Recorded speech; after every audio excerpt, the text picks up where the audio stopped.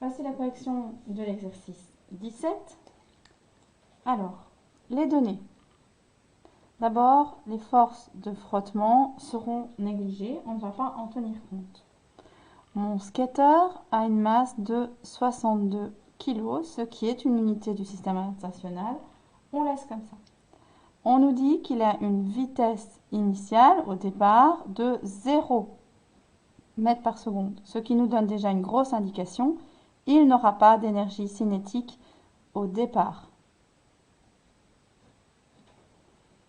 Ensuite, on nous dit que la piste sur laquelle il s'élance a une hauteur de 1,95 mètres. On nous dit aussi que la partie basse de la piste mesure 1 mètre de long, mais ça ne va pas nous être utile, mais surtout qu'elle se trouve à une hauteur de 80 cm. Ça ne fait pas partie du système international. On va donc utiliser la mesure en mètres, 0,8 mètres. Les inconnus.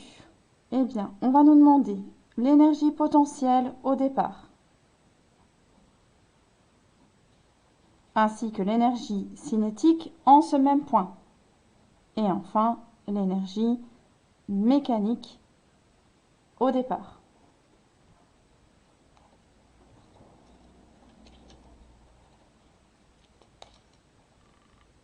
On va nous demander l'énergie cinétique dans la partie basse.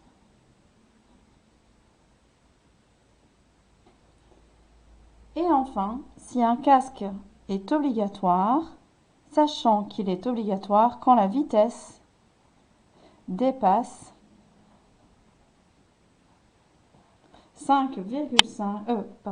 15 km par heure. On devra d'ailleurs prêter attention à ces 15 km par heure, puisqu'ils ne font pas partie, telle quelle, du système international. Qu'est-ce qu'on va utiliser comme formule? La formule de l'énergie potentielle, M fois G fois H. La formule de l'énergie cinétique, 1,5 mv carré. Et enfin, la formule de l'énergie mécanique, qui est égale à l'énergie potentielle plus l'énergie cinétique.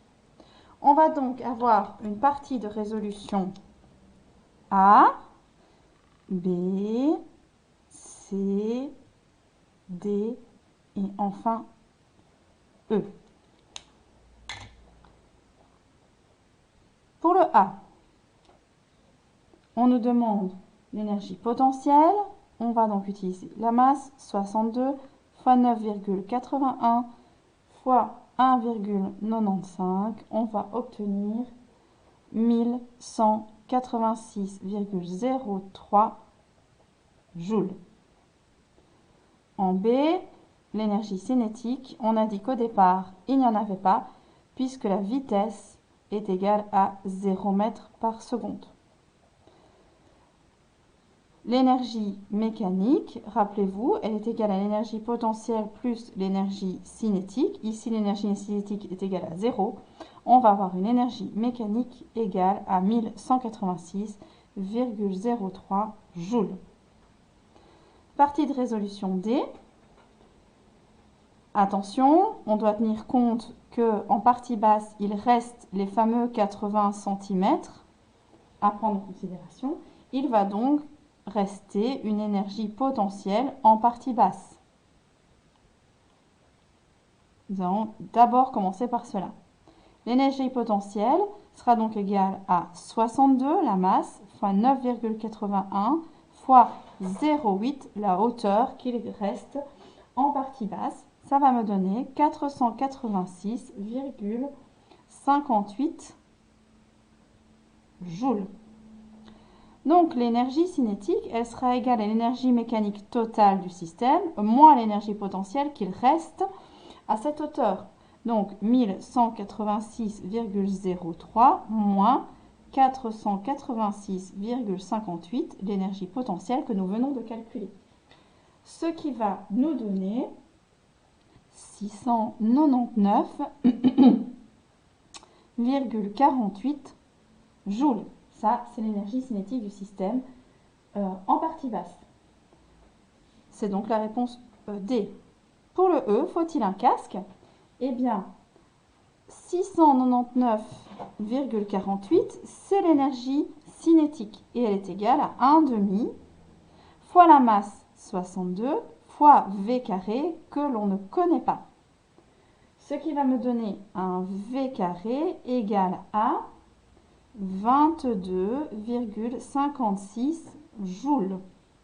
Et donc un V égal à 4,75 mètres par seconde que nous allons devoir transformer en kilomètres par heure pour savoir si le casque est obligatoire.